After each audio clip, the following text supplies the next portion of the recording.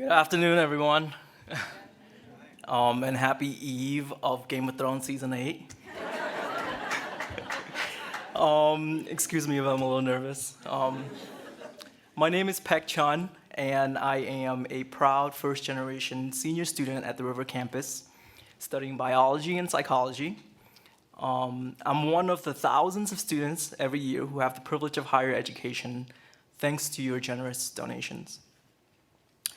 I have a laundry list of thank yous to give out tonight, and so I'll get to it and first start by saying thank you so much for giving me the opportunity to be standing up here in front of all of you. In a crowd such as this, I'm sure you all understand the value of higher education and its many different forms. The irrevocable gift that keeps on giving, and the gateway of dreams. And I want to share with you just what education and those dreams mean to my family and I. My mother, hi Mom, who for the first time is able to take off work, join us for a function like this, was born and raised in Cambodia. As a little girl, she lived through the unimaginable experience of the Cambodian genocide. From 1975 to 1979, more than 2 million lives were decimated by the Khmer Rouge. Amongst those targeted were intellectuals, students, professors, artists, engineers, politicians, anyone who was perceived to be influenced by Western culture. On their ruthless path also were institutions, places of academia very much like our alma mater here. I know it's hard to, but imagine for a second the ridiculousness and demoralization that this has on a country. That anyone with glasses or a college education would be slaughtered for their supposed Western influence. Similar to many Cambodians who lost a brother or aunt or loved ones, my mom lost her father. And in the ruins of a country, the Khmer Rouge also stole something else from her, something arguably as life-changing as loved ones, her dream of an education.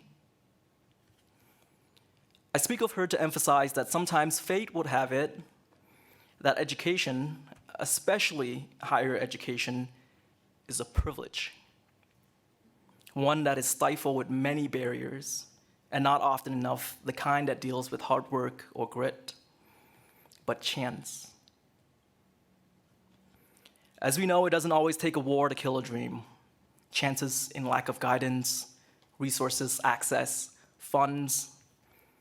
In the bludgeoning of those chances lies a graveyard of potential. From her, I learned that anyone can dream, but unfortunately not everyone has the privilege to actualize those dreams.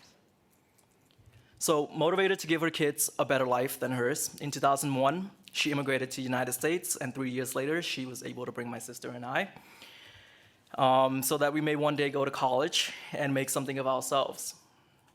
And that's why I so proudly identify myself as a first-generation college student. Because I don't just carry my own hopes and dreams, I also carry my mother's and my late father's,